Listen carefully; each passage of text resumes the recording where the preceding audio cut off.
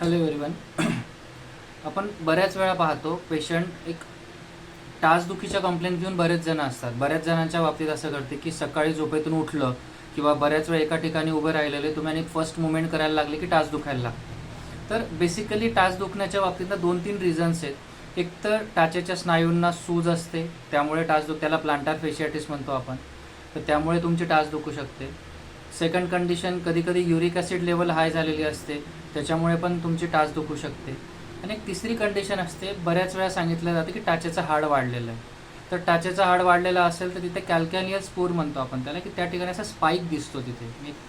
तो त्या स्पाईकमुळे काय होतं की आपण जेव्हा झोपेतून उठतोय किंवा बऱ्याच वेळ बसल्यानंतर फर्स्ट मुवमेंट करतोय त्यावेळेला टाच टोचतं आणि त्यावेळेला मग थोडं थोडं हळूहळू चालायला लागलं की मग हळूहळू दुखणं कमी होतं, मग रुटीनला येतं. पण ज्यावेळेला फर्स्ट मुवमेंट असते तर त्यावेळेला खूप पेन असतं आणि पेशंटला चालणं पण मुश्किल होतं. तर अशा बरेच जणांमध्ये केसेस असतात, बरेच जण पेशंट आहेत असे की ज्यांची टाच दुखते.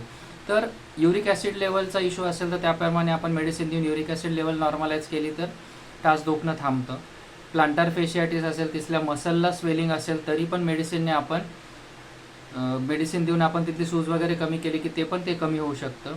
आणि तिसरा पार्ट जो आहे की कॅल्कॅनियस पूल, जिथे टाचेचं हाड वाढलेलं असतं. बऱ्याच कंडिशनमध्ये टाचेचं हाड वाढले, एक लोकल इंजेक्शन घेतलं जातं त्यावेळेला, त्याच्याने काही दिवस बरं वाटतं, पण बऱ्याच वेळा रिकरन्स असतो की थोड्या दिवसाने परत टाच दुखायला लागते. तर अशा कंडिशनमध्ये जेव्हा टाचेचं हाड वाढलेलं असतं तेव्हा होमिओपॅथिक मेडिसिन तुम्हाला चांगल्या प्रकारे हेल्प करू शकतात. रेग्युलर काही दिवस होमिओपॅथिक मेडिसिन घेतल्याने टाचेचा हाड वाढलेला जी सिच्युएशन असते त्याच्यातून आपण पूर्णपणे बरे होऊ शकतात. याच्यातलाच एक पेशंटचा टेस्टिमोनियल एक व्हिडिओ आहे, तो पण मी याच्यासोबत एक अटॅच करणार आहे लिंकमध्ये. तर टाचेचं हाड होमिओपॅथिक मेडिसिनने वाढलेलं असेल तर पेन असेल ते कमी होतं आणि यातून तुम्ही पूर्णपणे बरे होऊ शकतात. सोबतच याच्यामध्ये काय करू शकतात, तुम्ही जे शूज वगैरे जे वापरताय, शूज चप्पल बूट जे वापरताय ते सॉफ्ट वापरा, नरम वापरा. हाय हिल्सचे वगैरे वापरू नका, हार्ड सोलचे चप्पल बूट वापरू नका.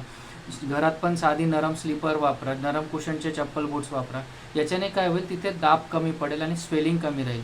बाकी सायमल्टेनियस रेग्युलर मेडिसिनने एक सर्टन लिमिटनंतर तुमचं पेन कमी होईल आणि हळूहळू पेशंट पूर्णपणे यातून बाहेर येतो. तर ज्यांना कोणाला असा इश्यू असेल त्यांनी होमिओपॅथिक ट्रीटमेंट प्रेफर करा, याच्याने तुम्हाला पूर्णपणे बरं वाटेल. थँक्यू.